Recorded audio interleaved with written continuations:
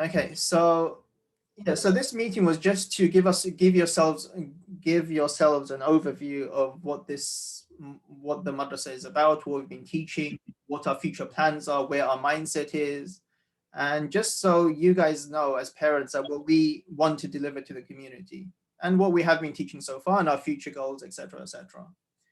Okay, so that's what this is about. And later on, near the end of the year, inshallah, we'll have, like we mentioned before, we'll have a one-to-one session with all the parents, so the parents can speak to the teachers of their children, inshallah.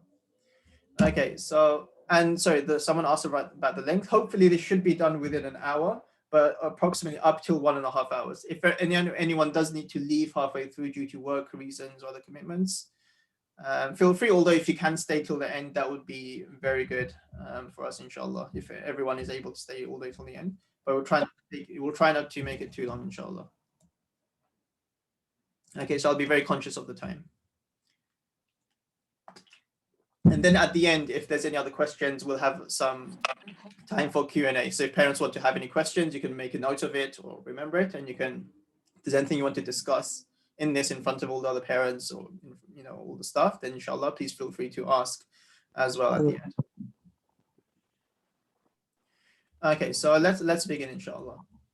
So, okay, so the first thing is, alhamdulillah, we haven't been teaching, actually it's been quite a few years now. So we started teaching at 2017 in my house. So, yes, alhamdulillah, we started Darul-ilm Chatham with about 6 students. So initially it was just myself, my wife, and some family members that we were teaching. And slowly, other parents contacted us. They wanted to send their children. So then organically we grew into more students. Then we had to get more and more teachers. And that's generally how it started. 2017, I believe it was February, I think, or January, one of the two. So roughly 2017, January, February, we started with 6 students, and organically we kind of grew. And then we realized, okay, we're actually a madrasa now. And so, so we sorted our classes, we sorted our teachers, and alhamdulillah, from then we've been continuously teaching. So okay, so the children's classes that are currently running at the moment, so because not all parents might not be aware, so we have a weekday madrasa. So it's supposed to say Monday to Thursday. So the weekday madrasa so these are some of the sessions that we're running at the moment and some of the things that we're providing. So firstly is weekday madrasa is for Monday to Thursdays, where 4 days are compulsory. And there are 2 options. So initially we started off with just one group. And then when we had too many students and the space was short as well, so we had to separate the weekday classes into 2 groups. So session 1, where one batch of students come, we have approximately 30 students in each session roughly. So we have about 30 students, roughly 30 students, possibly slightly more, coming at session 1, 4:30 till 6 p.m. And once they go home, then a second batch comes in, which is another roughly 30 to 40 students. So they come at 6:10, just 10 minutes later, and they finish at 7:40. So 1.5 hours. So it works out to about 6 hours of education a week. And then we have the women's classes as well. For generally, our idea with the women's classes is generally for an environment of a house to change. The entire family must be engaged in similar activities. So we saw that generally when children are learning about Islam, going home, everything is completely forgotten. So we wanted mothers to also be involved in learning the Qaeda, learning the Quran, learning Islamic studies, so that when the children go home, they can have engaging conversation with their parents about Islam, parents can help their children learn better, children can even help their parents. So then we started encouraging the mothers of our children to join in to our classes. So that's on pause at the moment because my wife was on maternity leave. But inshallah, we hope to resume that after some time. So that was in the weekday mornings, 1 or 2 days a week. That was running. And then we have the weekend madrasa for our children. So children's class, which is at 10 a.m. till 1 p.m. So that's both Saturday and Sunday, both days compulsory. And after that, we have the 15 plus boys class, which is 1:15 till 3:15, so 2 hours. So 2 hours on a Saturday and 2 hours on a Sunday. And out of all the classes, and I wanted to stress upon this class because this is a class that we have the least students in, which is the 15 plus boys class. This is probably one of the most important classes that we have right now. More important than teaching the 5, 6, 7, 8-year-old children. Because what happens is this is the age where students, they drop out from learning Islamic studies because of the GCSE mock exams are coming up and GCSEs are coming up. And then after that, they have A levels, they're busy with that. And after that, university, they're busy with that. They don't have time to learn about Islam. Whereas this is the age where they are in need of Islamic studies the most when they become teenagers. This is extremely crucial. Because obviously when you grow up, you're exposed to a lot more things as well. When you're younger, you have a lot less desires for sin, for haram to get into, and you're exposed to a lot less as well. So as a child is growing up, number one, his desires increases because he's becoming an adult. And number two, he's exposed to a lot more. Now that he's older, he understands a lot more. So this is the age where children go through most of their challenges in their life. And it is at this stage where parents, generally, we decide to take our child out of Islamic education. And what I mean by out of Islamic education is we decide to disconnect them from an Islamic teacher who can guide them through that journey. So they are basically going through year 10, year 11, and the A levels by themselves, unconnected to an Islamic teacher or a spiritual teacher, you can say, to guide that child. So when that happens, obviously the child is on his own, fulfilling his desires or her desires and making their own decisions in life.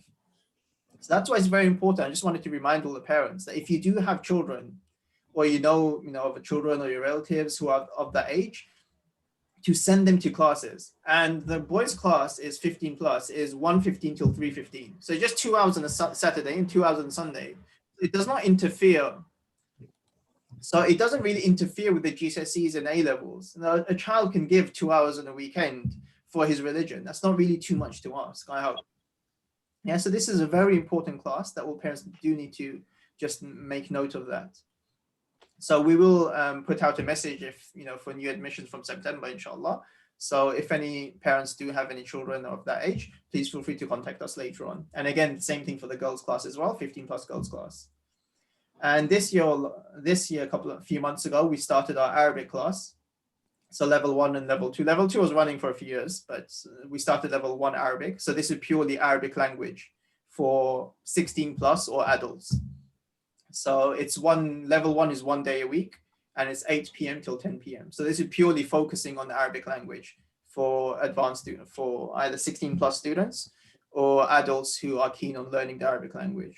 And the basic criteria for that is that one should be able to basically read Arabic, have a basic ability to read Arabic. So these are some of the lessons or classes that we're teaching at the moment. Okay.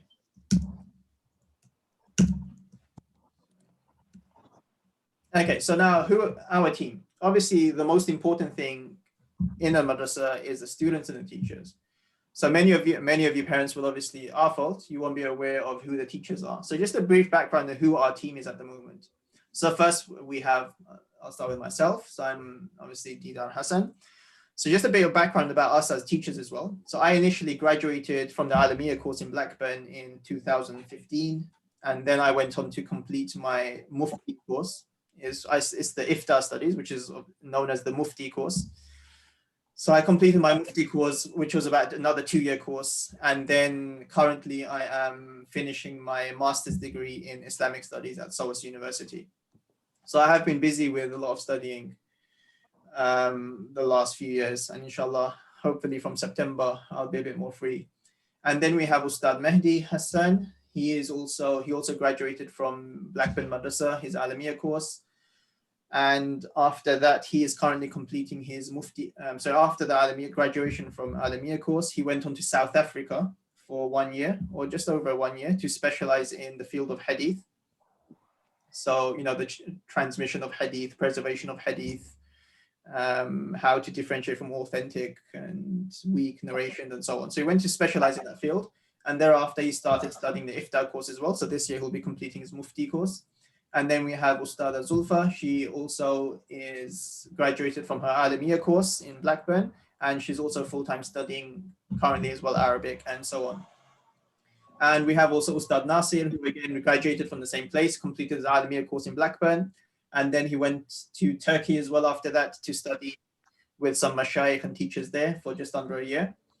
And mashallah, he's here helping us now teaching. Ustad Rahi, mashallah, he graduated not from Blackburn, but he graduated. He is one of our main, mashallah, students. I've been studying with us for a very long time. So this is Ustad Rahi. So he's been studying with us in our classes for a very long time. And he's also one of our teachers here as well at the madrasa. So he helps out with the running of the classes as well and teaching. And we also have many other volunteers, Ustad Bushra, Ustad Sarah, Sumaya, Samir, and many other volunteers and assistants as well that help out with our teaching. So, and this number 6 is a very crucial point, which generally madrasas and maktabs, where we go wrong, is this is a crucial element of our team or the madrasa, basically our assistants and our volunteers. So these are our older students who have been studying with us. Generally what happens is when students, they learn, they go to a madrasa or a maktab, they start from the age of 5, 6, 7. And when it comes to about 14, 15, they're completely ignored and, they're off to, busy in their own lives now. They have no connection to their madrasa. But we don't really want that. What we want is when students, they spend quite a few years with us, we try and develop within them the ability to teach and help others. So first we'll bring them back and let them observe how to teach. We'll give them different tasks to do to help out the students, and we monitor them so that they're able to become assistants in a class. So that link between them and the madrasa is always there. So when they're 15, 16, 17, 18, hopefully when they're 19 and go off to work, we always bring them back into our classes and use them as assistants. So the main benefit is obviously they're in that environment of teaching and learning, and that doesn't stop. So they're continuously in that environment and they're always being reminded about teaching and learning. Yeah, and obviously, and number 2, they get to benefit, other students get to benefit from them as well. So other students get one-to-one attention from a person that's learned as well. Okay, so that's generally our plan with our students. So we hate to see students when they reach the age of 14 or 15 and they're completely cut off. And then we don't see them anymore, we don't hear from them anymore. Because then in that way, our purpose of the madrasa doesn't really get fulfilled. Our purpose of the madrasa is to nurture these children until they become independent and they have that Islamic way of thinking and understanding. And we can keep on, and they continue to have that contact and relationship with their teachers. So students, as they grow up, whatever situation they're in, whatever problem they're facing, whatever doubts they might have about Islam, all they need to do is take out their phone and contact their teacher and have a good, meaningful conversation with their teachers. So we want that relationship to build between our students and our teachers, and we don't want to see them leave. So once they finish the children's classes, we have teenage classes. Once they leave the teenage classes, we want to have advanced Islamic classes for them, even if it's 1 or 2 hours a week. So we never want to see any students leave, or unless someone gets married and they move away, they go far, then that's fine. Then they can connect to teachers over there. But if they are still available and they're local, we want to always see them coming. So that's our goal with our students. We don't want to see anyone leave. Okay. So this is some basic stuff, but I hope just to make sure that all our parents are on the same boat and on the same page. So in our children's classes, we have 8 course books. So we generally base it around a Nasiha curriculum. This curriculum started about 5-6 years ago. So I went to the launch of this curriculum, I spoke to the teachers, so this is a very new curriculum that started. So right from day one that they actually launched the curriculum, we started teaching it in our madrasa, because I reviewed all the curriculums that were available, and I thought this one to be a very good one. So there are 8 course books so your child are coming to our madrasa, there are 8 course books in total. So in each year, they study 1 course book. So year 1 will study course book 1, year 2 will study course book 3, not year 2 as year 1 as in school year 1, just our first year batch will start with course book 1, second, and so on. So basically throughout the whole year, they study 1 course book.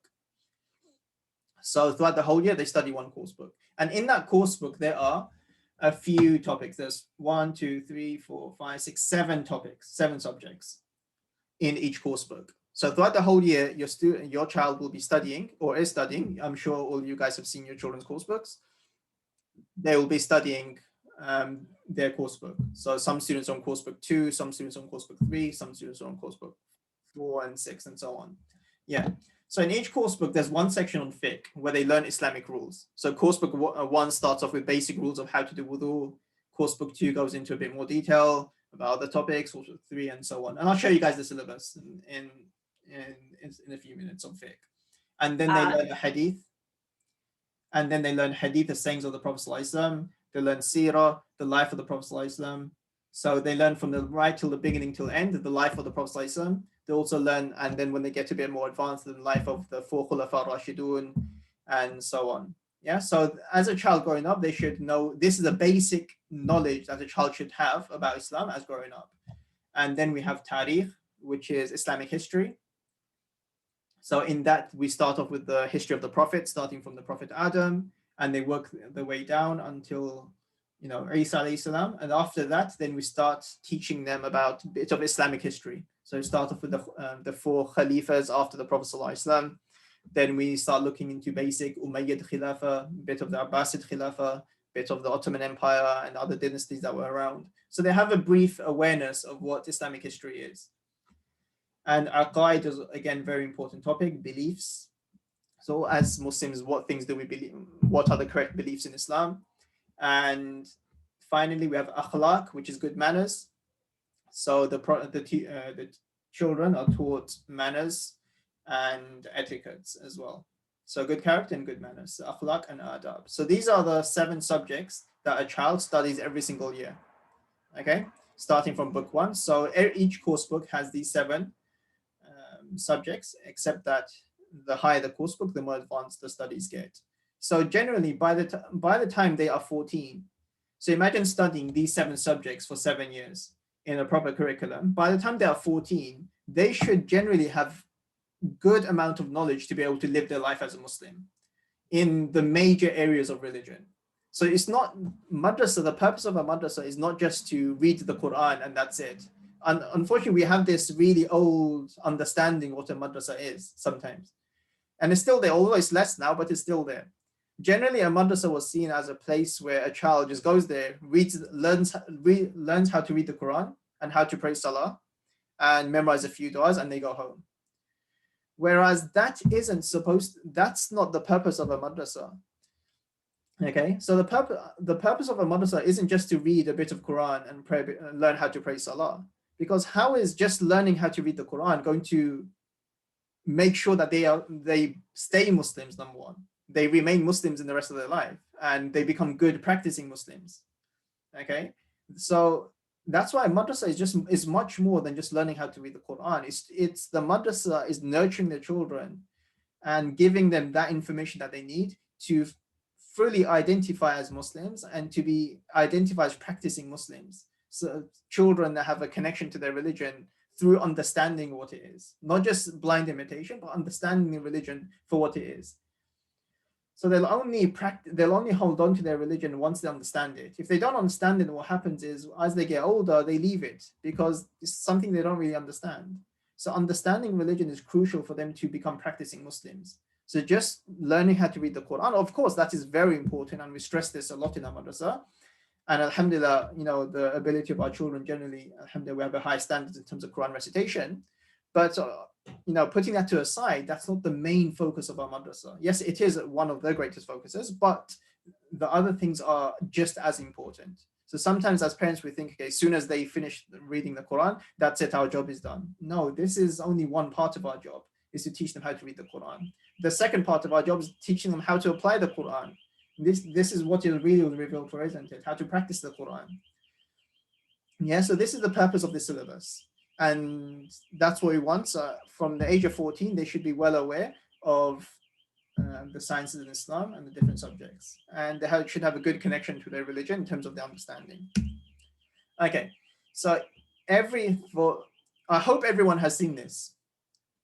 Which parents have seen this? Sorry, I'm talking about too much and I don't like talking without any interaction, especially when it's online. Because I really don't like it. I always want to talk to people. And I've only just seen this, bro. So I do apologize. okay, which parents have seen this, by the way? These 2 pages. Anyone? Okay, mashallah. Have you send it to Amandidar? No, I'm not going to send it to anyone as yet. Oh, I'll tell you about it. I haven't seen it. Okay. Has anyone else seen it? I've got one hand up. Feel free to put your hand up. Feel free to unmute and say, yes, I have seen it. I haven't seen it. Okay, Sandwich put his hand up, but he's not a parent, but okay, that's still good. Yeah, we have seen it. Yeah. Okay, mashallah. No, I didn't. I have seen it. Okay, mashallah. I can feel free to use the chat as well. So let me just organize my screen a bit so I can see the chat.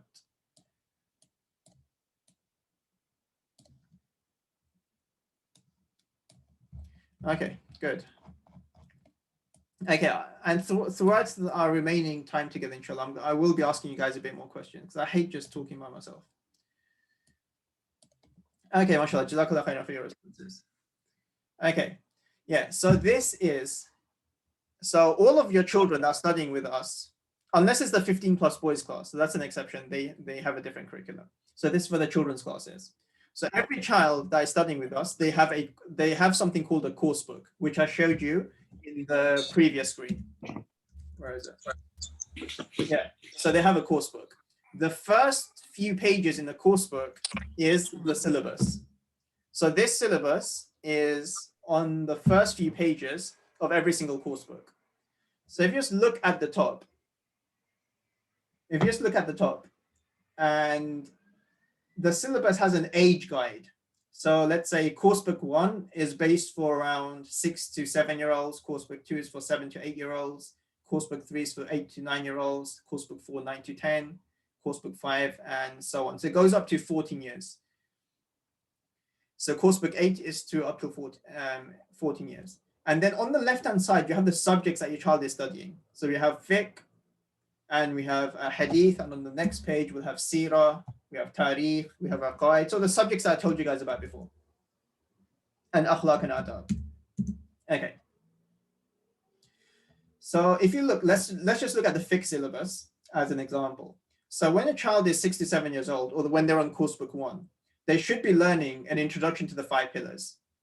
So a child at that age should know what the 5 pillars are and be able to have briefly explain what they are basically. Introduction to tahara, about staying clean and how to do wudu, method wudu. Once your child gets a bit older, the knowledge in Islam needs to advance now.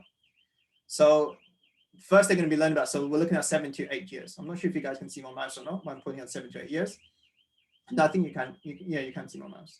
So first is method of staying clean, how to do istinja, how to use the toilet properly and how to clean themselves after the toilet, and wudu in detail in terms of the fara'id of wudu, the things that are recommended in wudu, the sunnats of wudu, the things that break wudu, and method of salah for boys and girls. So at that stage, these things are crucial in terms of wudu. Next, later on, now that they're getting a bit older, they need to learn the different types of impurities, what they are, and the rulings of impurities. They need to learn the fara'id of ghusl. When the ghusl becomes fard, what are the 3 fara'id of ghusl? Because if the fara'id undone, then the ghusl isn't complete, isn't it? Yeah. How to, and the details of rakats of salah, the conditions of salah. For example, make an intention in salah, about the conditions of the body being clean, place being clean, praying in the correct time, and so on. Yeah. And obviously then the things that break salah, method of performing salah, how to do witr salah.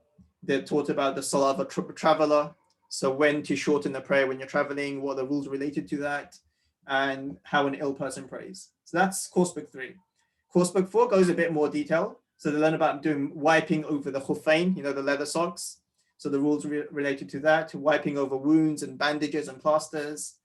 They learn about the wajibat of salah, those things which are wajib and are necessary to complete. And if you make a mistake on them, how to do sajda sahwa. Then they learn the rules of fasting and tarawih. Then in course book 5, it goes into more detail about tayammum, about the sunnats of salah, makruh times of salah, salah of a masbuk. Let's say your child goes to the masjid. Let's say if your child goes to the masjid late, and they missed a few rakats, what are the rules of making up rakats, how to do qada salah, how to do Eid salah. And in course book 5, they're taught how to do Hajj and Umrah. So that when children go to Hajj, obviously they should know, they should be aware, and how to do ziyarah of the Prophet ﷺ's masjid and things like that. Alexa. And in course book 6 goes into more detail now, because now they're becoming adults now. So we learn about maturity and changes in their body. They learn about when ghusl becomes fard, what do they need to do. They learn about masail and rulings related to becoming an adult now, because this is very important. And in that, there's a separate course book for girls, because obviously their masail and rulings are different, and there is a course book related to boys. So yes, there's a hand, brother Ismail. Yes, I don't know if you're going to look at this. So obviously, because it's a quite comprehensive, but I think someone will make the most of it if they've started quite young, 6, 7 years old. But if somebody joined the madrasa a little bit later, is there a plan to help compensate? Obviously, I don't think there is anything. We can't expect you to complete everything, to cover everything. But is there something that you put in place? Okay, yes, very good question. So what we do is, let's say a child has joined us new, and they are, let's say, 12 years old. So we normally get that quite often. Yeah, so technically they're supposed to be in course book 6, yeah? So what happens is we put them according to their age group. So we'll put them in the advanced class in terms of Islamic studies. But obviously the problem is, generally other madrasas and other places, the teaching of Islam is very basic, unfortunately. So generally they'll struggle in the course books 2 stuff, let's say the faraid of wudu, about ghusl and things like that. So what we'll do in our classes, we revise these topics quite often. So whatever is very important that the child just cannot do without. So let's say many things in hadith, we won't revise them, because although we recommend the children to go through it themselves, we don't really have time to go through, and it's not that crucial. It's not like a life and death situation. Well, let's say fiqh, some things in fiqh is a life and death situation, and you must know these information if you're 12, 13 years old. So we do revise them throughout the class. So let's say we assess what the gaps of all our new students whenever they join us, and then we kind of make like a plan. Okay, I need to discuss this with them, and we need to discuss all the topics that they haven't been taught that we need to discuss. And throughout the year, we kind of slowly keep on revising these topics with the children. So that's generally what we've been doing. And now that you've asked me what I have been doing, I've been preparing. I started it a few years ago, but I stopped. But then because of my studies and things, I've been preparing a separate syllabus for older students. So let's say a student joins at age 12. I've created a separate syllabus for students to go through by themselves, using videos and so on, so they can catch up in all of this themselves. So what I've done is I've taught these subjects quite in depth, and I've got videos of them. So all the child needs to do is watch the video, study the text. Please, Yeah, so they need to watch the video, study the text, complete the exercises, and then hand it back to their teacher that this is the revision that they've done. So we've started like revision tasks where we'll need to implement that fully from next year, inshallah. But we are thinking about these sort of things and how to do that to the best of our ability. And if I have time, I'll show you a booklet that we've been producing in order to compensate for the revision of what students have missed out. So yeah, so this is basically a syllabus. So we just went through fiqh as an example. So let's just look at the last one. I think, okay. So I'm just gonna. Okay, so you're just gonna look at the last one. So in the last one, they learn about nikah. So in the last, because now the children are growing up now, they're no longer children really, they're adults. We teach them about marriage, how to choose a spouse, because these things that they need to be aware of now. Because they need to start thinking about these things before they decide to get married to someone and they choose the wrong person. Let's say they have a relationship in school and they make really wrong decisions that will really ruin their life. So at that age, 14, 15, 16, they need to be told about these sort of things and taught from the Islamic perspective. When you want to marry someone, what kind of qualities should you look for within that person? So how to choose a spouse, the rules of marriage, who your mahrams are at this stage. So they need to know who from their family members they're allowed to interact with informally and who they can't because they're non-mahrams. they need to, in that stage, we teach them about divorce, the different types of divorce. And this is very, very crucial because me as someone that's, studied the Mufti course, generally most of the questions that I get from, let's say, from people that are aged 25 and above or 30s is to do with divorce, where people are just unaware of the rulings and masail of divorce. And it leads to very, very difficult situations in their life because the husband's divorced the wife without even knowing that he's divorced the wife. Yeah. So that's why it's very important that as young adults, they're taught, the types of divorce, how a divorce is enacted in Islam.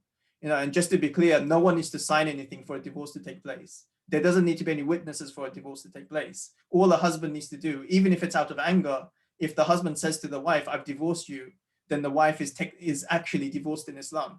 They are no longer married. Yeah. So there doesn't need to be any witnesses or any signatures being signed or any certificates being handed out. There doesn't need to be a ceremony, nothing. Okay. So that's why as young adults, they need to be aware of this because this is the world that they're going to go into. And also in terms of what different types of transactions, gambling, what interest is, and so on.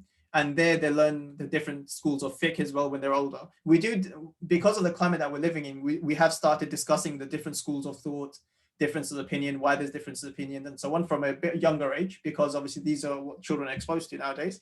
But they do learn in a lot more detail when they're a bit older as well. Okay, so then that's just fiqh. We're not going to go into every subject, so that's going to be very lengthy. But this is fiqh, and then they have similar syllabus for hadith. Then they have seerah. So first they start with the birth of the Prophet ﷺ in course book 1. Then in course book 5, 10 to 11, that's when the life of the Prophet ﷺ finishes. And course book 11, 6 and 7, they discuss the shama'il of the Prophet ﷺ, the characteristics of the Prophet ﷺ. And then they go into the life of Abu Bakr, the wives of the Prophet ﷺ. They go into Umar, Uthman, Ali, and their lives, and so on. And then we have Tariq, starting from Adam at course book 1, if you guys can see. And if you look at course book 8, it ends right at the Ottomans, the Crusades, Islamic Spain, and so on. And Aqaid, again, similar syllabus, and Akhlaq and Adab. Okay, so this syllabus is very good, alhamdulillah, but of course there are many deficiencies within the syllabus, and we hope to tackle or compensate for these deficiencies next year, inshallah. So one thing that this is lacking is how to give da'wah to non-Muslims, how do you talk to your non-Muslim teacher about Islam. So things like that, which needs to be included in the syllabus, how to talk to your non-Muslim friends about Islam, how to give da'wah to others. When you want to explain Islam to non-Muslims, where do you start? Now, what should I start talking about? So basically how to become da'is, we need to include that in our syllabus as well. And we also need to include, we should be doing that from next year as well, about atheism, Islam, atheism, and science. What does Islam say about science? Does Islam disagree with science? What does Islam say about atheism? If your teacher in school says, no, God doesn't exist, how can you prove it? How is a Muslim student confidently be able to stand up and say, I believe in God because of this argument, because of this reason, because of this reason, because of this reason? And how can Muslim children have that confidence to, discuss the issue of God with atheists and people of other faiths and confidently say, this is why I am a Muslim? If a child is asked, how do you know Islam is a true religion? How can a child be taught enough that they can confidently say, I believe in Islam to be the true religion because of X, Y, and Z? So this is something that we need to incorporate within the children's syllabus. Okay, and now just a brief description about our elder class, which is the 15 plus boys class. These are the things that we've been focusing with the 15 plus boys class. So we spent a couple of months on atheism.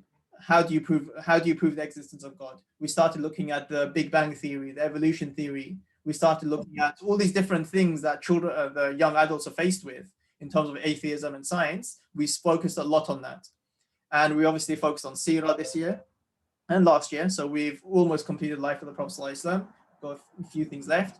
We've also looked at the life of Abu Bakr, Umar, Uthman, and Ali in detail, and the Khilafah. And so the 30-year of their ruling.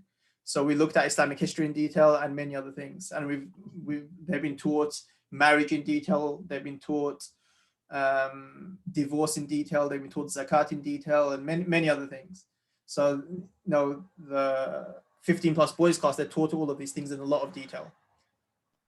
And we have scenarios, we have role plays. So I'll ask a question, I'll assume I'm an atheist teacher trying to convert the students and trying to persuade them that there is no God. And the students will have to respond back to me with convincing reasons why they believe in God and why Islam is a true religion. So we have all these sort of discussions in class because this is very important. And unfortunately, I've seen so many children moving away from Islam because of the doubts that they have. That is Islam true? But Islam contradicts science over here. But how can this be true? And so on. They start doubting Islam. So this is something that we need to focus on. We haven't started the children as such systematically, although we do have these discussions in class, but systematically we haven't started. So we do want to have like a diluted version for younger children. It's just the basics that they should be aware of. Okay. And then every child has a surah and dua book. So yeah, every child has a surah and dua book. So again, 45 years, 5 to 6 years, what they should know at each stage. So by the time they're 14, they should have completed all of these. Okay, so the beginners one, F1 starts from Surah Fatiha. Next one, they get a bit older, they should know Nas, Falak, and Ikhlas, and so on. And likewise, there's a dua syllabus as well with every course book and every year. Okay, so the reason I'm telling you guys this, as parents, you should be aware where your child should be. So always monitor if someone's just drawing on the board, if you can just not draw on the board, please. And so as parents, you should be aware where your children should be at, so you can encourage them to learn as much as possible. Okay, so that's the purpose of the syllabus. Number one, it's for the parents to just look, okay, my child is, let's say, 10 years old. Just sit down with your child and see how much your child knows about Islam. Obviously, that won't be perfect. This is just a guideline. And generally, especially if they started maktab late, madrasa late, and things like that. But obviously, this is just a guideline. So we as parents should be aware of at what level my child should be at. Or so we can use this as a goal to try and work towards that, inshallah. Okay, so I showed you guys what we've been teaching previously. So our course that we're running at the moment. But obviously, we don't want to stop there. We have many future plans. Okay, one of our short-term goals is to start a part-time, an evening Alamiya course, where students, as they're doing the GCSEs, A-levels, and university studies, they can study in-depth Arabic and scholarly studies, basically. The Alamiya course, which I studied initially to graduate. So we want to start that in the evenings, so that after, let's say, a child is 16 and he wants to continue studies further and go towards understanding Arabic, to have a deep understanding of religion and Islamic studies, to start for those students who can actually do the Alamiya course as well as the normal studies. And that's something we want to start, inshallah, short term. So hopefully we want to launch something by September or December this year for any students of the community that are interested, either whether it's 3 days a week or 4 days a week, to spend a couple of hours learning Arabic language, so they can have direct access to Quran and Hadith, basically. So that's something we want to start, and this is our goal. So we want all the children to be given the opportunity to gain a good amount of Islamic knowledge to an Alamiya level. That after, let's say, they study 4 or 5 years with us, and then they can go to, if they really wanted to go to a madrasa and and graduate as a scholar. Okay, so that's that. And then we want to have, I'm looking at syllabus at the moment for advanced Islamic studies for students. So this is again for about 16 plus, to start studying usul al-hadith, the principles of hadith, principles of fiqh, to start looking, and also tailored courses for Islam and atheism and things like that. So this is again for 16 plus. And another thing that we want to do in the short term, so after September, inshallah, we want to have short courses for parents and adults, parents, adults, and older children, courses on the Quran's language and style, like we did. I'm sure, I think many parents from here attended. We had a 5-week course on, is anyone here attended the Quran course that I done? It's a 5-week course. Okay, mashallah. So I want to do things similar, where we, like a 6-week course, 8-week courses on the Quran, on spirituality, spiritual connecting with Allah, 8-week courses on, these are for young adults and parents, by the way, marriage and divorce. We want to have short course on zakat, short course on the atheism in Islam. Let's say when a child comes up to you and asks you, what does Islam say about this? Why do we believe in this? Generally, the first course I've seen a child moving away from Islam is when the parents can't give them a sufficient answer, or the parent says, oh, you don't ask about these sorts of things. So let's say a child asks the parent, oh, why do we believe in God? Oh, Islam's, we learned in science about the Big Bang.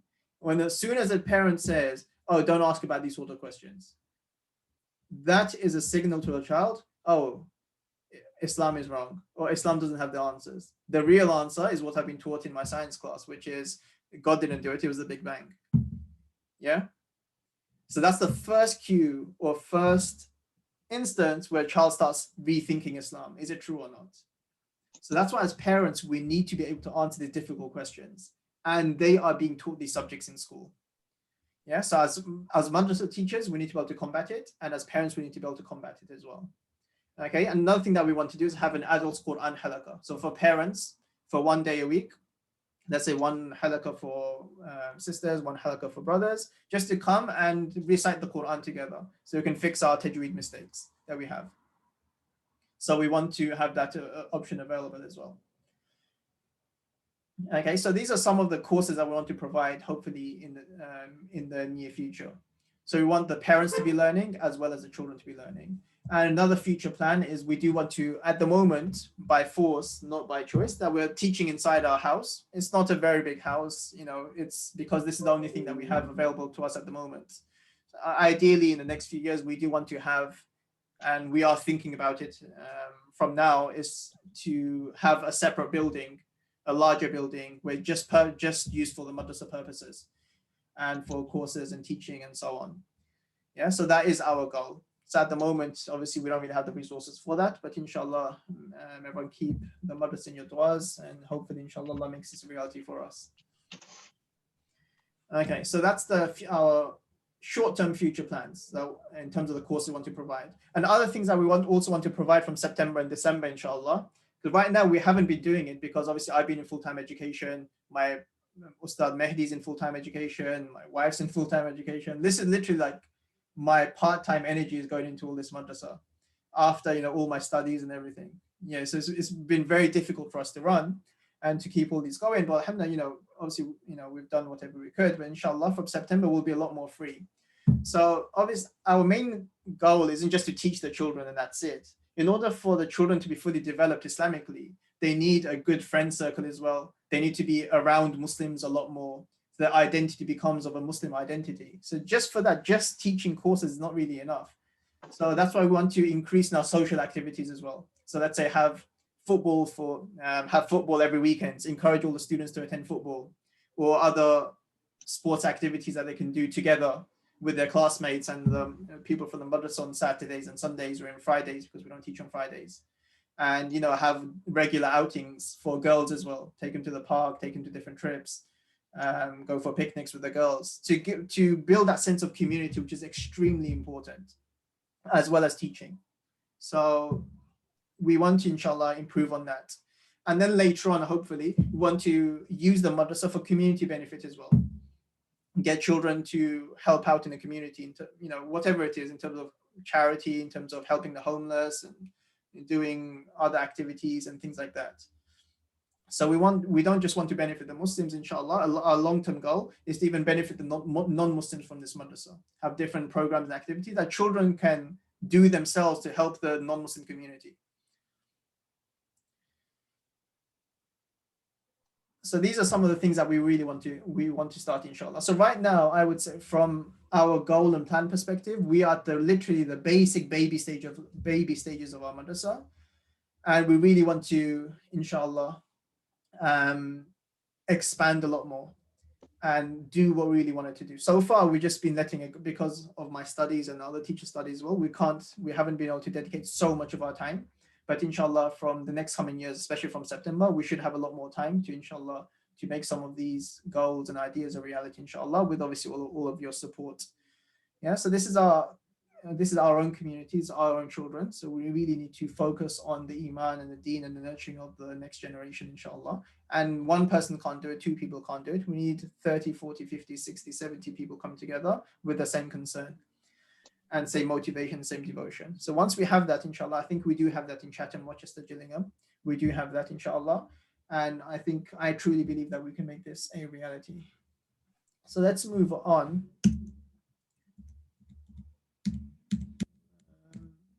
Okay, and sorry, another thing I forgot to mention was our library. We over these past few years, we've been buying a lot of books, by the way.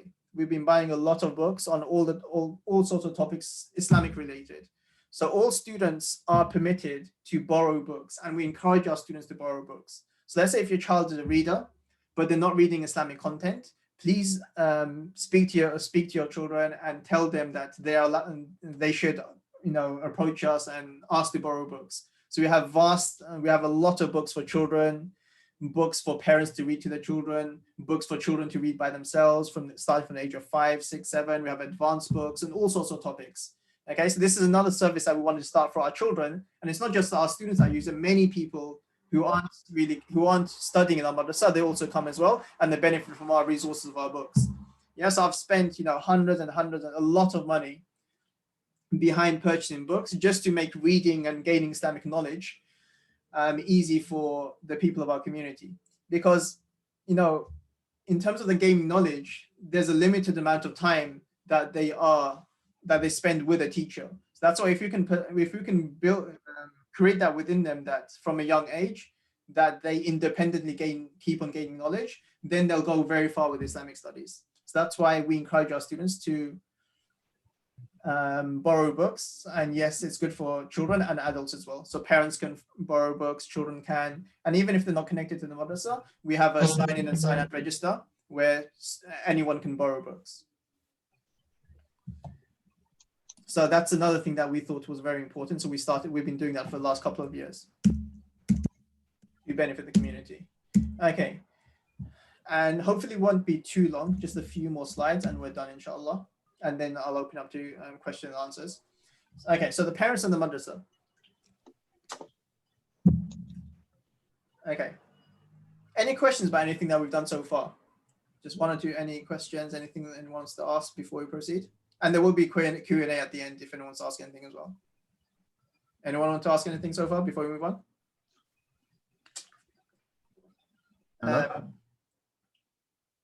So that was that Maj? This is Umaima's dad, Umaima and Tasmia's dad. And thank you very much. Sorry, I just need to ask the question before I leave. I've got to go and pick up my daughter from station. I'm really sorry to interrupt. Okay, no problem. Thank you very much for explaining all these really, really good initiatives and good things you're doing. I really appreciate it. Would love to help wherever we can. I've got one question before I go. And as I've seen, you have deployed, or there are like 4, 5, 6 starts who are helping. Is really great.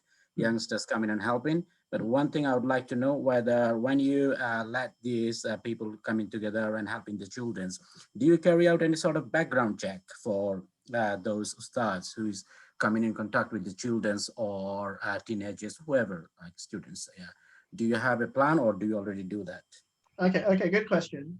So far, we haven't really had to go into too much depth. Obviously, teachers are DBS checked, which is obviously amazing. DBS check. That's perfect. That's all I wanted to know. Thank you very much. Thank you.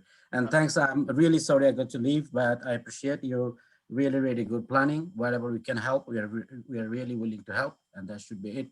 And really, thank you very much. And I'm really happy. The best thing is the children are enjoying it. They learn it. That's the best thing. They learn, fun, they enjoy it. That's the really good thing. And thank you for your initiative.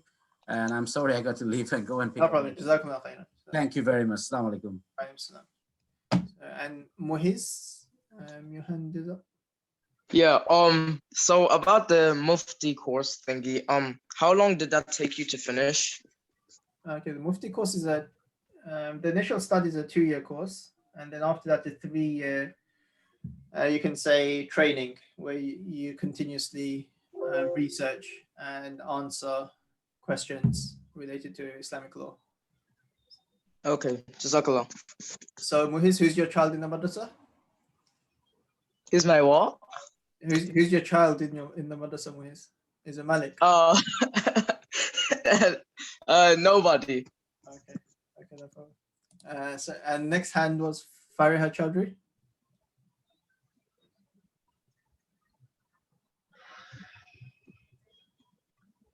Yes, did you have a question?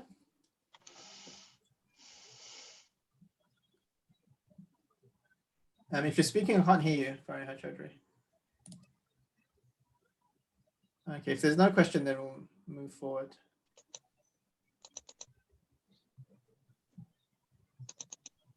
And if you don't, okay, if there's no question, then you can just lower the hand. I'm not sure what's happening. Or you can use the chat as well. Okay, is there any plan for Arabic writing course for children? We want to incorporate that actually. That's something I have thought about, but not given too much thought of it. But that is something that we did want to include. Maybe, hopefully, inshallah, next year we can include that. We can include Arabic writing. That is a very good thing that you brought up. Yes, inshallah. So we'll see what we can do about that. Sorry, brother, I have a question. You gave me a chance to ask a question, but I had problem with my network, so I lost connection. Can I ask you a question? Yes, please? of course. Yes, feel free. Yeah, you just mentioned about short courses for 15+ children. So I'm just, I would like to know if you are going to run those classes online, so it will be easy for children to join, because obviously after A level they go to university, they come home only for weekends. Some weekends they don't come home. So if it was online, then it is helpful for them to join. Yes, hopefully now that online world has opened up, we can make short courses available for online, yes. Okay, so how can I get information about it? Because my children, they don't go to your madrasa at the moment. So I just would like to get the information about 15+ classes actually. So how can I get information about it? Okay, so what you can do is you can just, if you just later on just send me a message, and then I will send you a text just giving some details, inshallah, what we will have coming up. Okay, thank you.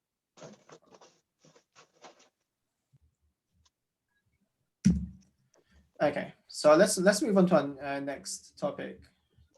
Sorry, did you have another question? Your hand was up again. Fariha Chaudhry. I don't have any other question at the moment. Okay, so Thank you. lower your hand. Okay, that's fine.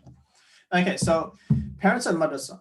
The relationship between the parents and the madrasa has to be for our goals, for us to be able to fulfill our goals in nurturing the children and developing the children. It has to be a 50-50 relationship, where the madrasa gives 50% and the parents equally give 50%. Only then our results will be fruitful. Okay, so I'm speaking to all the parents now. So it has to be a 50-50 relationship. Okay, so what the madrasa can provide is ta'aleem. Can someone tell me what ta'aleem means? Anyone?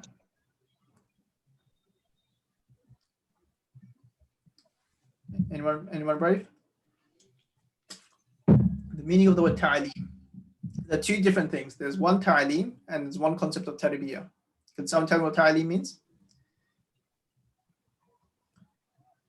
Learn about knowledge. Sorry, can you just repeat that? Giving them knowledge about Islam. Okay, good, perfect. Yeah, ta'aleem is literally means to teach, to deliver knowledge about Islam. And that's what the madrasa does. So the madrasa equips your child with knowledge. So they know what the right decision is. They know what's right and they know what's wrong. Okay? Tarbiyah is what we call nurturing. Knowledge, ta'aleem, does not necessarily lead to tarbiyah. These are two very different concepts. Ta'aleem, just having the knowledge of something, does not always lead to action. For example, we know that smoking is bad, but does that stop us from smoking? No, all the time it doesn't. Sometimes it can, just by having that knowledge, but no, it doesn't all the time. Sometimes we know many things are bad, but it doesn't lead to action.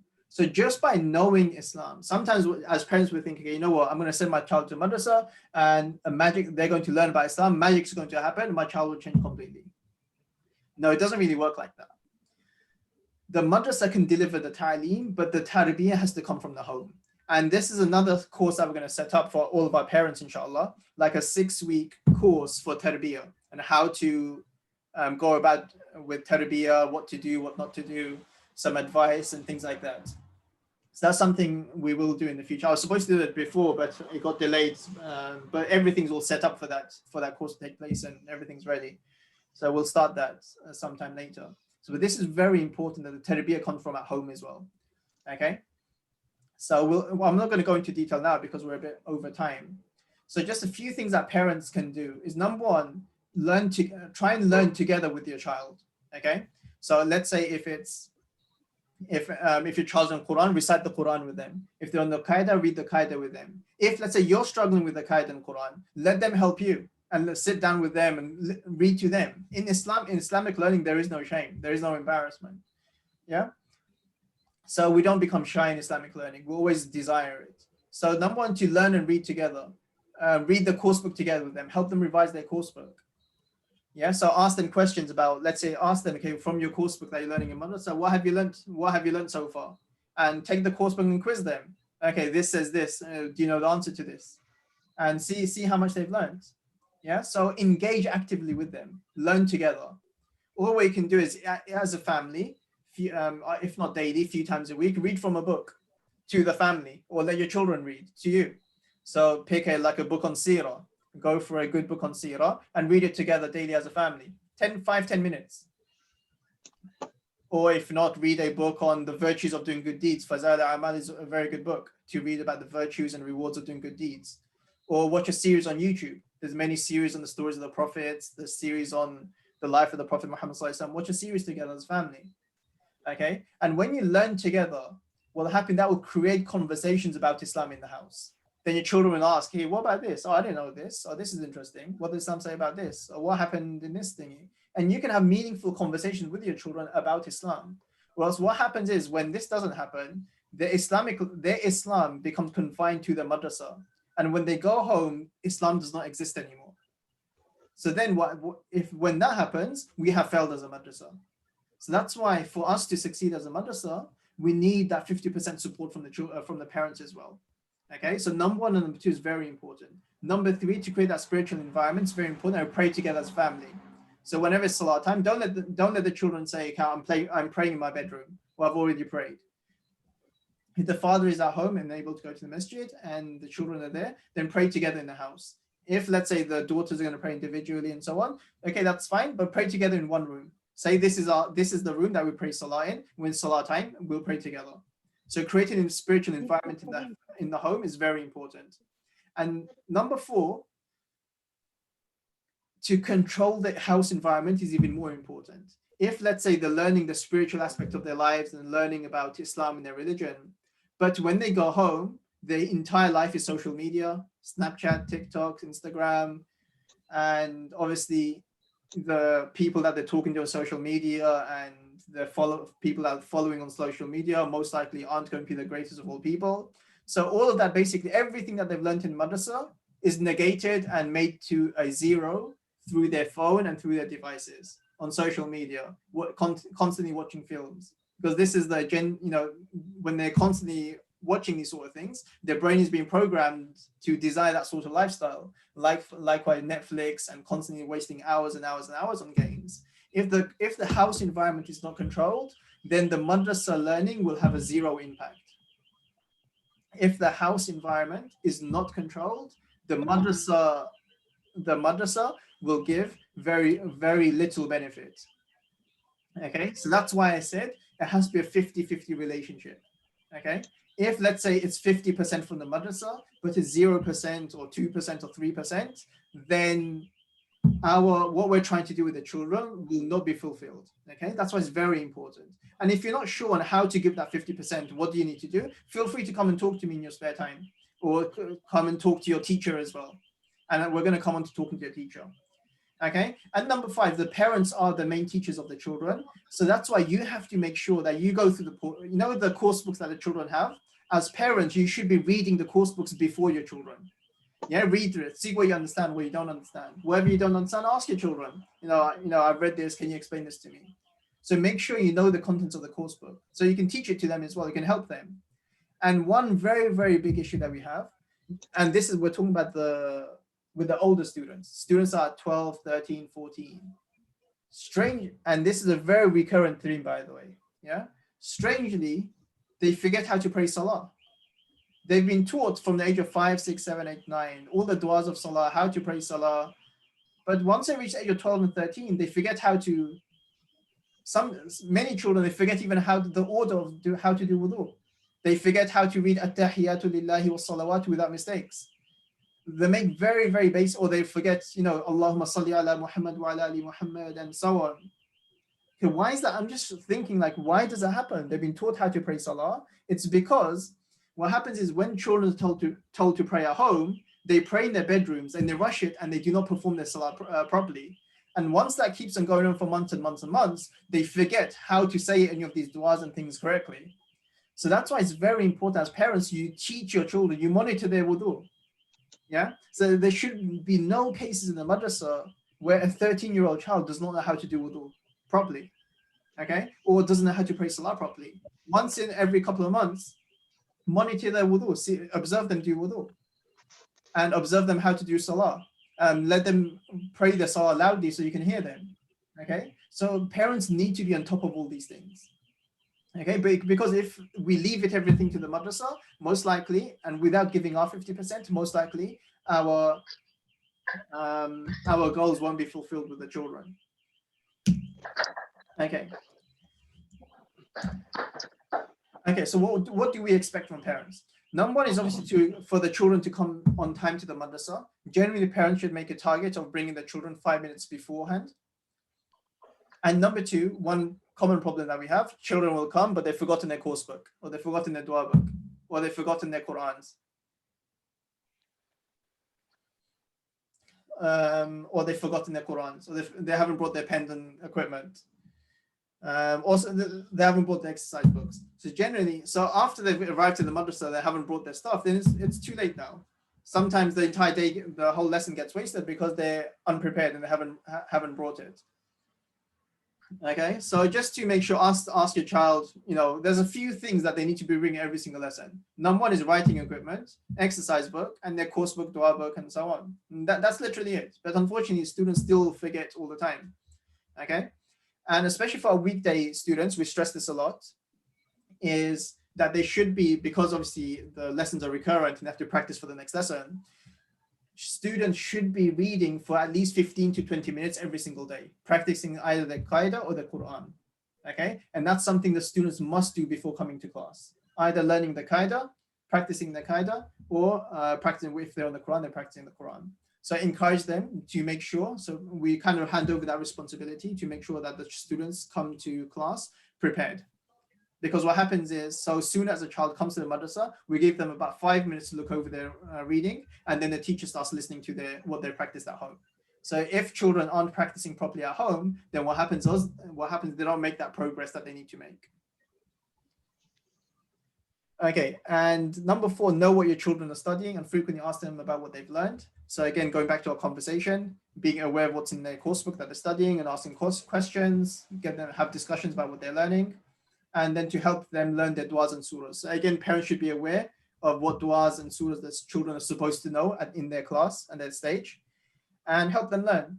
One thing parents can do to help remind their children to say their du'as is put up du'as around the house. So let's say du'a before going to the toilet, on the door, put up that du'a. Du'a for leaving the house, put it on the door.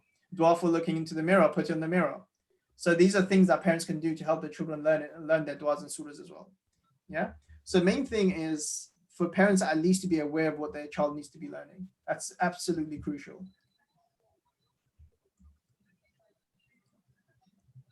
Okay, I'm just conscious of time right now. They know, but they don't want to do it properly. Yeah, so I'll discuss that hopefully another time, because that comes down to tarbiyah as well. So sometimes what happens is we need to reward them for doing it properly. So let's say if they perform, so let's say start off with, if they perform their 5 times salahs without being nagged, without having to being shouted at for 2 weeks, then they should be rewarded. So sometimes children, what they need to start off with until it becomes a habit, yeah, they need motivation. So children, until it becomes a habit, they need motivation. How to motivate our child? Sometimes through money. If you pray your 5 times salahs for the next week, I'll give you £10. That's enough to motivate a child. Sometimes it's, I'll give you some sweets. Sometimes it's, I'll buy you this thing that you wanted. So when you keep on motivating them like this, then what happens is it becomes a habit. And once it becomes a habit, then they need less motivation. So it depends on what level your child is at. Is your child on the motivation stage? Then you need to think about how to motivate. And also there need to be light punishments involved as well. So motivation and punishment goes hand in hand. And then once they get to a habit stage, then it's about maintaining. But we'll get to that another time, inshallah, because we're just running out of time to go through that in detail. So we will have, inshallah, start of next year, we'll have about 5 sessions or so about all these, about therapy and things like that. Okay, so we're coming up to 2 things and we're done. And then we'll have Q&A, inshallah. The last thing is we do have a YouTube channel. Who wasn't aware of our YouTube channel?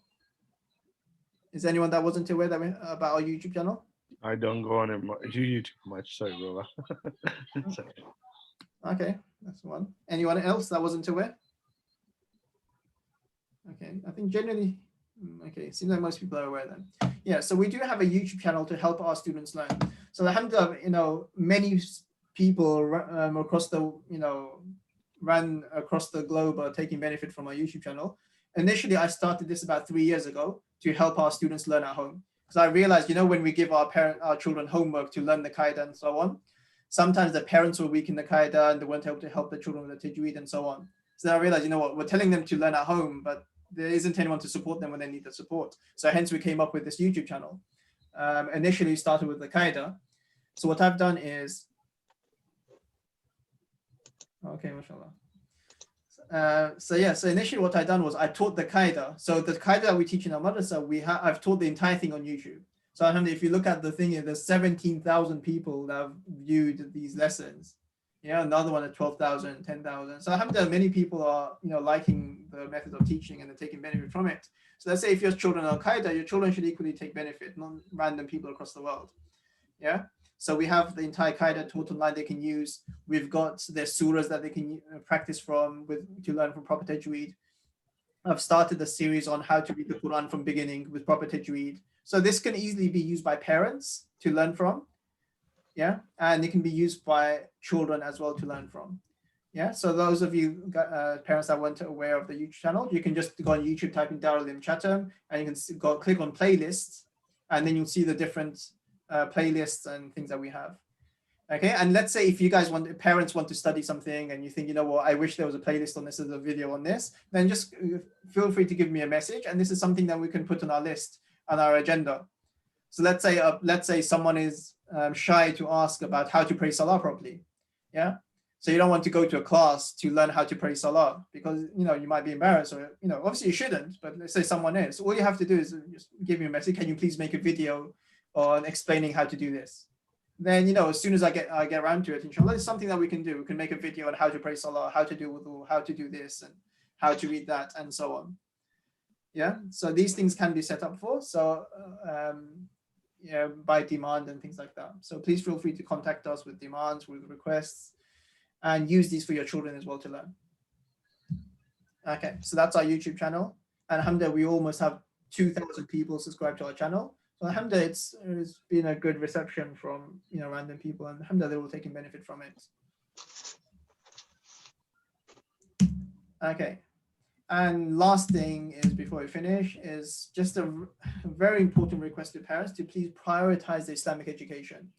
Generally, students miss their classes for many different reasons. Sometimes they'll miss classes because they need a haircut. Sometimes they'll miss a class because they want to go shopping. Sometimes they'll miss classes because they're feeling a bit tired today, or the leg is bruised, or, you know, for many different reasons. Obviously, there are many genuine reasons, which is, of course, completely understandable. So I'm not talking about those students have, you know, when we have genuine excuse reasons, because, you know, that's obviously completely understandable. Children will have to miss some days and now and then whenever there's emergencies. But this is very important. As parents, we prioritize the Islamic education. We need to make sure that they attend unless it's an emergency. Okay, unless it's an emergency. Because what happens is, if we let the children miss Islamic education for the slightest of reasons, that turns into a value for the children. For the children, this turns into a value. How much importance the parents give to the Islamic education of their children, this turns into a value for the child. What I mean by that is, if the parents give Islamic education the highest amount of emphasis, meaning they cannot miss it unless it's an emergency, the child in turn understands that Islamic education is extremely important. And I'm going to be finishing in about 2 minutes, by the way. Yeah. So the child will understand that it's extremely important.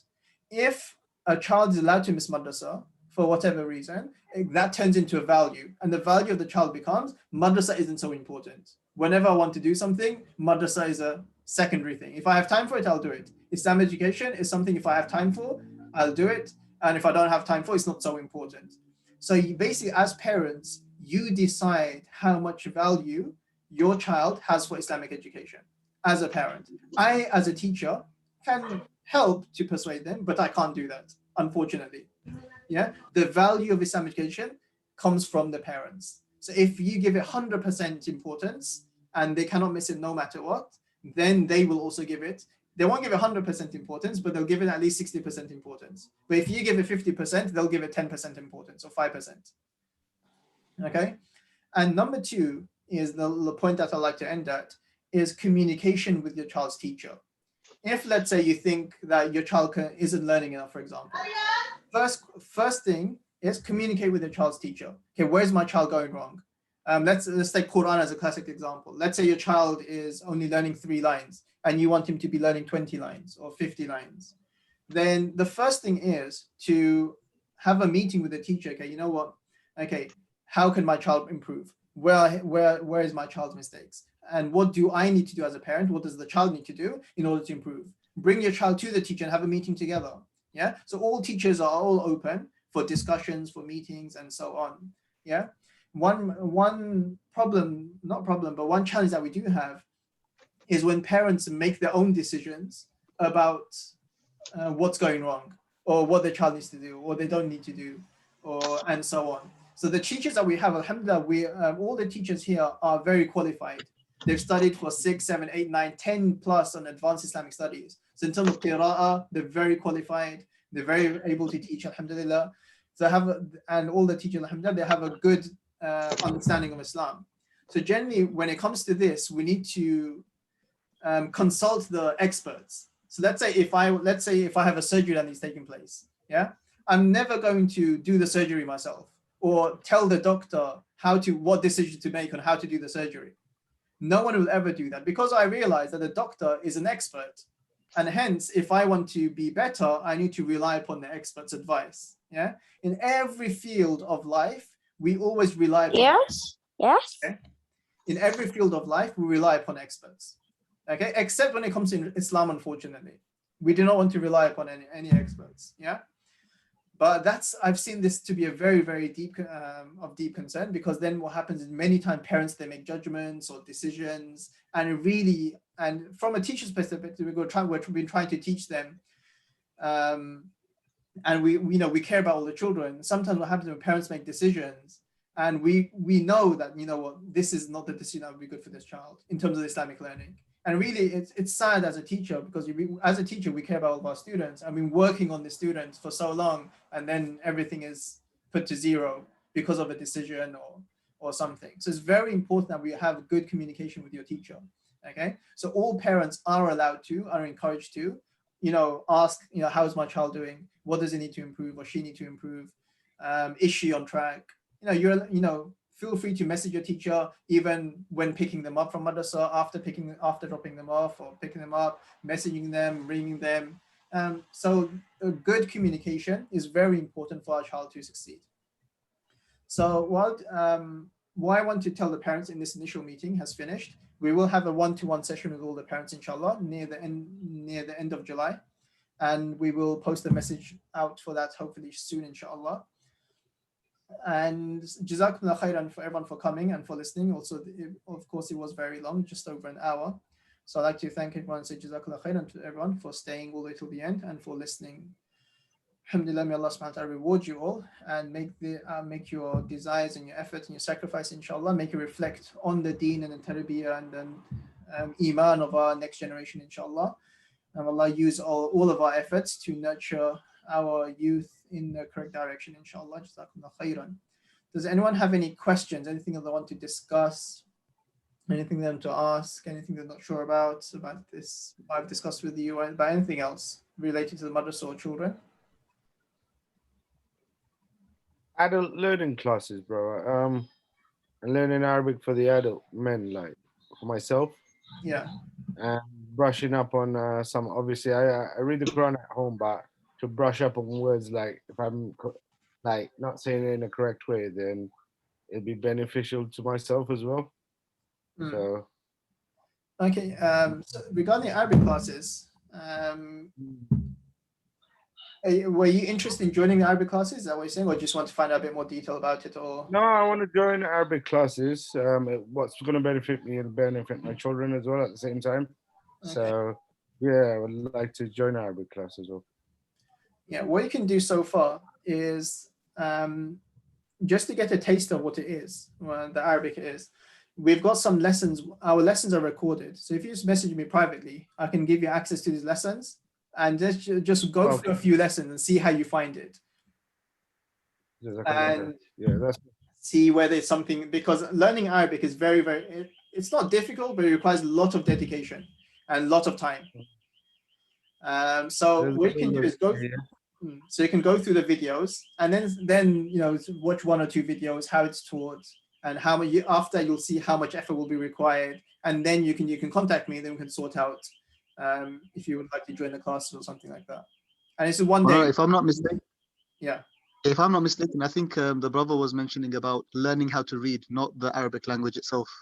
No, okay. both. Basically, both. to brush up on my Arabic as well. Obviously, I read the Arabic Quran as well as the English Quran, but with some of the words, obviously, my pronunciation, I don't want to say in a wrong way, not without like being uncareful.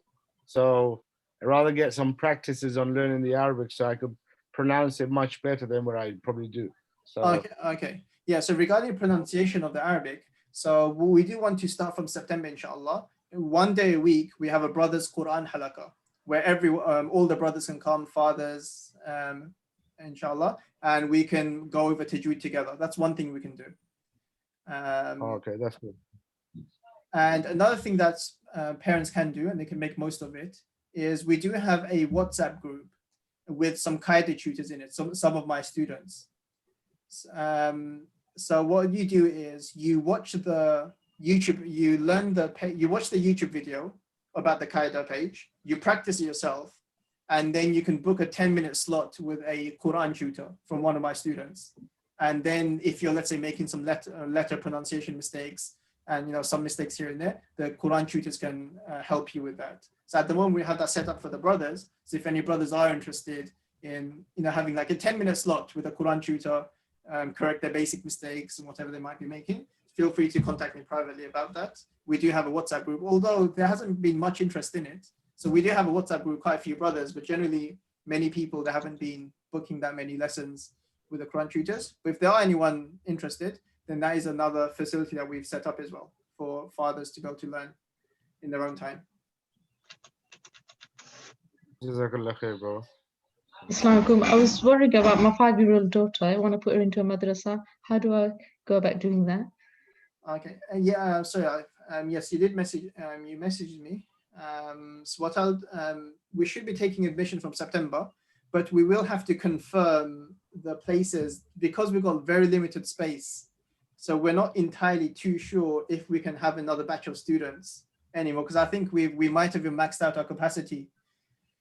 We're not entirely sure yet. So we'll have to discuss with the teachers to see how many students we can take on from next September, whether we can have an entire new class or not. That's still uncertain, unfortunately, because of we don't have much space. But I will let you know, inshallah, regarding that. Okay, thank you.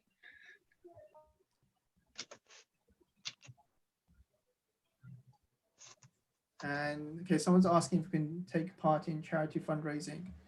That's something I do want to start later on. Right now, we're not in need of any funds. It's just when we come to purchasing a building. So that's hopefully a short-term goal where we want to purchase a building. And for that, of course, a building is very difficult. So for that, yes, all the fundraising would be the better.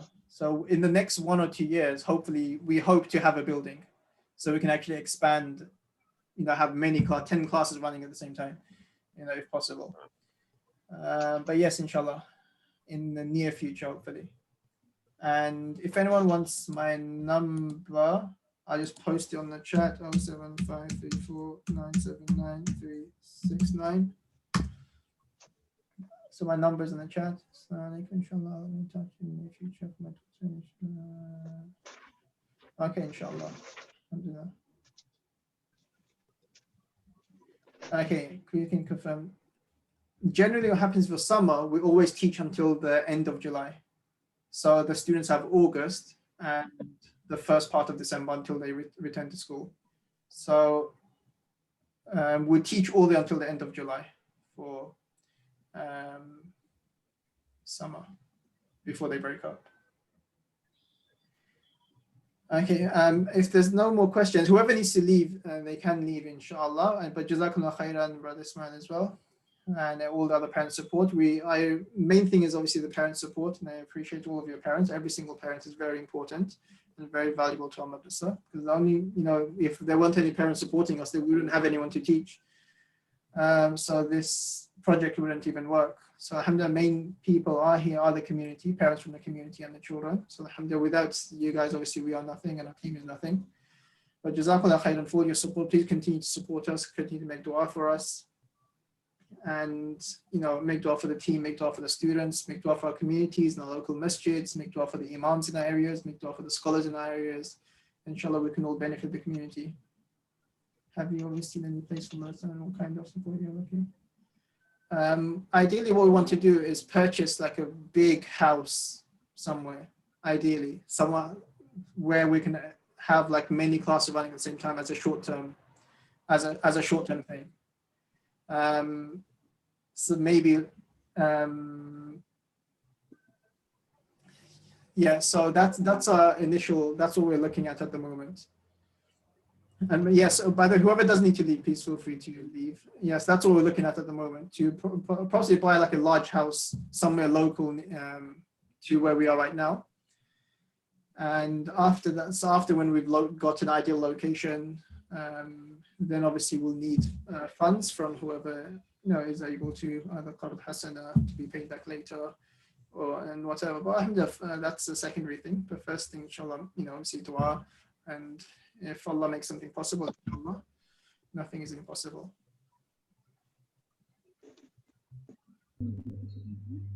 Didar, quick question. Yeah. How strict are we to teaching?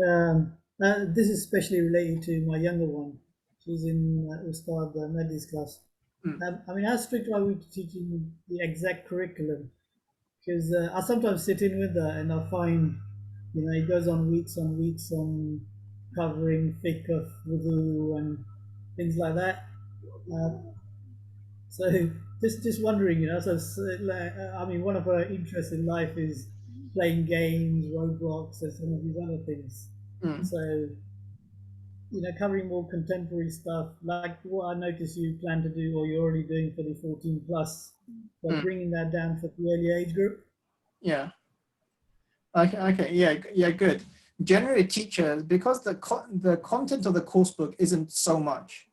It sounds like a lot, but it's not that much stuff to cover.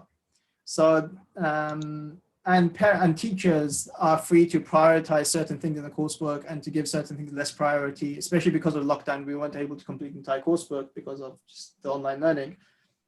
But teachers are free to have contemporary discussions, even do things unrelated to the coursework and things like that. And that's something we do need to work on as a staff, as a team.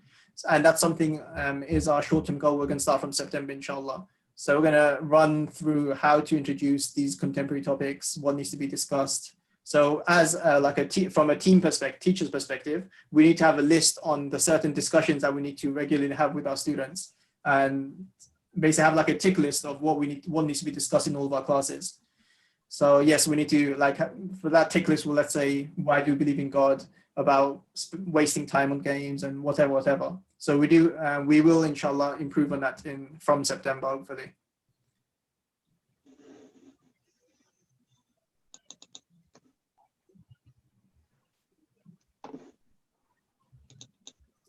There isn't a leaflet at the moment, But for our current courses, we did send out a message on WhatsApp, generally what we're doing, what courses are available, the prices, fees, and times, inshallah. So if you just message me, and then I can send you the details for that, inshallah. Are there any other questions before we finish? Before I end the session?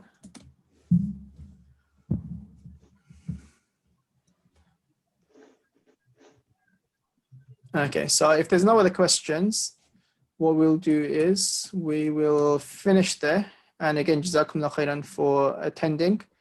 And I hope to see you guys soon, inshallah, and in our next meeting. Jazakumullah khairan. Assalamu alaikum.